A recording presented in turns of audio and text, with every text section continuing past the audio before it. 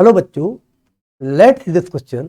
A piece of brass alloy and copper zinc weight 12.9 gram in air when completely immersed in water weight 11.3 gram. What is the mass of the copper contained in the alloy? The specific gravity of copper and zinc 8.9 or 7.1 respectively contained in the alloys. Specific gravity of copper and zinc are 8.9 7 again respectively. Again लिख दिया है ना। तो बच्चों इस question में दिया है, ऐसा समझिए कि एक एलॉयस है, इसमें कॉपर और जिंक से मिलकर बना है।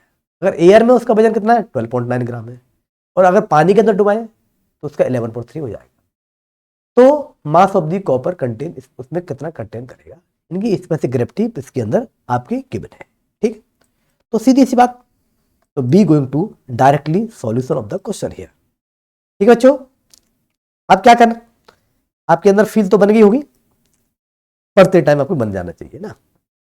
अब हम बात करेंगे, मान लो हम जानते हैं कि डेंसिटी इंटू वॉल्यूम मास होता है। हम जानते हैं m इक्वल टू, हम जानते हैं m equal to D for density और v into D for density. ये क्या है बच्चों, डेंसिटी है, ये आपकी डेंसिटी है, डेंसिटी है, और ये हमारा ये वॉल्यूम है। फार्मूला दिया है। अब देखो, अब मिक्सचर करेंगे तो मिक्सचर क्या, m1 plus m2, m1 plus m2 का मिक्सचर करेंगे इज इक्वल टू आपका total mass. Total mass problem क्या 12.9 के मैंने 12.9, इसको इक्वेशन फर्स्ट माने और m1 की वैल्यू अलग यूज करें, इसकी डेंसिटी d1 d1 मान d2 मान ले, तो कितना निकलेगा स्पेसिफिक ग्रेविटी, तो क्या निकलेगा m1 हमारा 8.9 into v1 plus 7.1 into v2 equal to ये हमारा 12.9 आया। ये हमारी इक्वेशन, इसको इक्वेशन लिख देते हैं 1 ना। ये तो अपना फार्मूला था, इसलिए हमने इसको इक्वेशन लिखना ज्यादा बेटर है। इसको चाहो इक्वेशन ये को बार बार लिखने का मतलब नहीं है ना, तो हमने लिख दिया, कोई बात नहीं।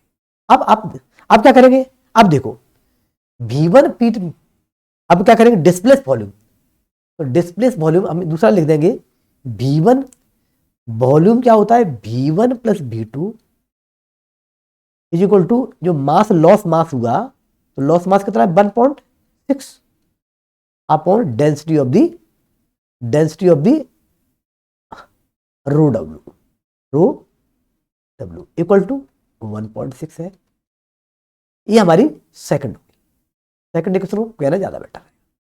अब इसमें हमको v1 निकालना है, तो v1 निकालेंगे तो यहां से v1 प्लस v2 1.6 है, इसे फर्स्ट में रख दीजिए, तो इसको मैथमेटिकल सॉल्यूशन कर लेते हैं बच्चों यहां पर।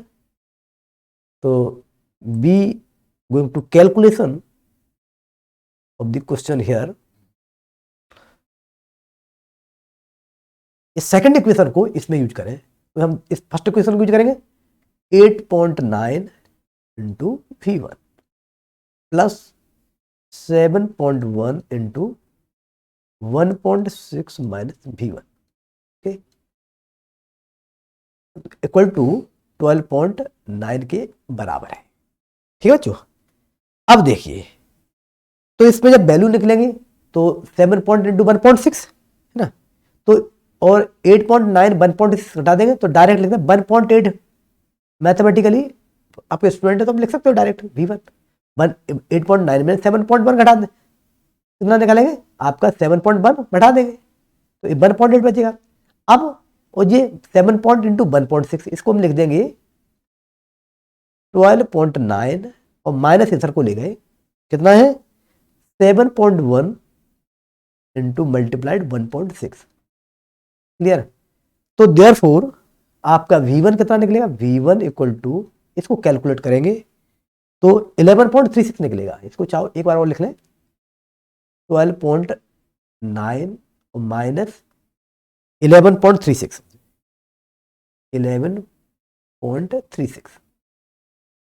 अब इसको सब्ट्रैक्ट करेंगे तो बच्चों ये 1.54 आएगा, ये हमारा 1.54 आ गया। अब इसको हम 1.54 से इसको 1.8 से डिवाइड कर देंगे, ठीक है बच्चों। तो इसकी जो वैल्यूज आएगी ये हमारी V1 आएगी। अब देखो हमको निकालना है इसका मास निकालना है किसका, M1 का। तो M1 कितना है यहाँ पर, M1 जो मान लें 8.9 इंटू V9, 8.9 इंटू ये वाला V1, V1 कितनी है 1.54 अपॉन 1.8। इसको ऑन कैलकुलेटिंग सीधा सीधा हम निकाल लेंगे बच्चे, 7.6 बनाएगा, 7.16, ये हमारा आंसर आ गया। अब we write the answer again. तो क्या लिखेंगे बच्चों, your final answer of the question, mass of the copper, M mass यहां लिखते हैं, mass of the copper, mass of copper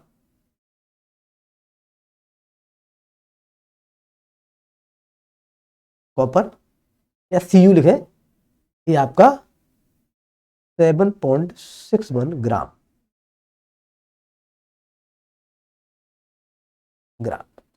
I hope you understand the explanation. Thank you.